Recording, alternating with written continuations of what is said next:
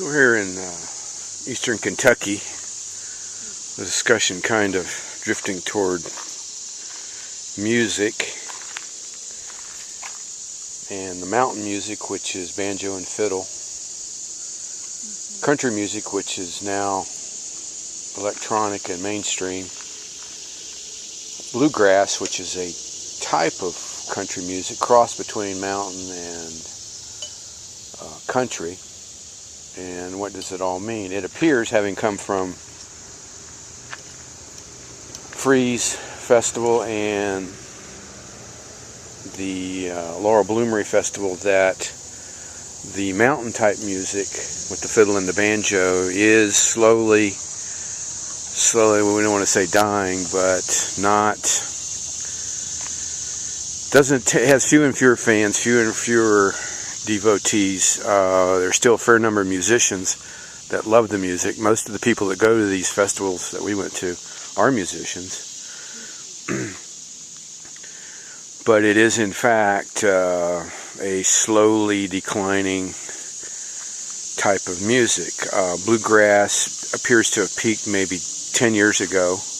We're now in 2011. It's probably starting to do the same, although it's more, bluegrass I think is more popular than the mountain music, is what we call it.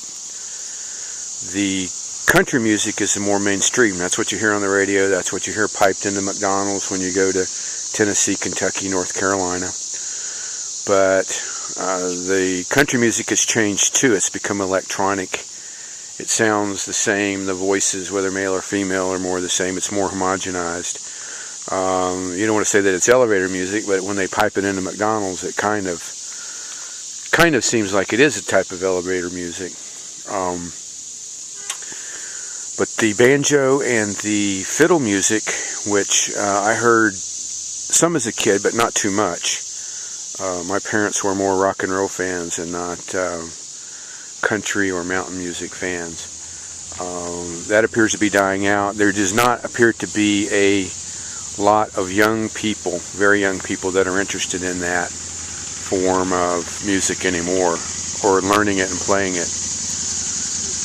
So it's kind of sad to see it go, because it was one of the few sort of native types of music from America, like the blues. But it's Native American, a combination of the African banjo and the British, Scotch, Irish, German fiddle or violin, and that appears to be on the wane right now. And there eventually may come a time, century or two down the road, where it will all be on video. There will be no more performers. Most of the performers we've seen, the really good ones in these past two conventions, are very old now, and it sort of does not appear that you can make your living as a mountain music fiddler. Although there is some commercial for some of the bands. They can play in places like restaurants or hotels, or maybe at special events, and make a little bit of money. But it's certainly you don't see these groups go to coliseums or stadiums like the country music people do. And so it appears that it's fading, wouldn't you say? In a way, yes. I think sometime back, this is sometime back, I don't know when, the mountain music, I don't think necessarily was made to make money. I think it was mostly for entertainment. Entertainment among the people that didn't have any entertainment. They didn't have radios or TVs or record players. And maybe that's a reason, because it wasn't to make money with it. It wasn't commercialized. Right. And now the country music is Hollywood, marketed by big companies, and probably I think country music is the most popular music in America right now, because even back in the rock and roll days, it was at least as comparable to rock and roll, whereas now, you might be right.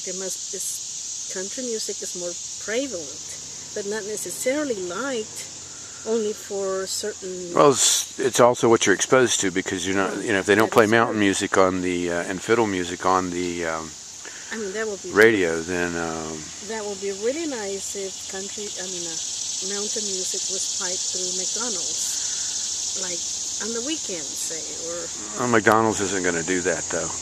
So at It's any very rate, American. that's the status of country music and mountain music in the United States now, and like it or not, that's the way it is.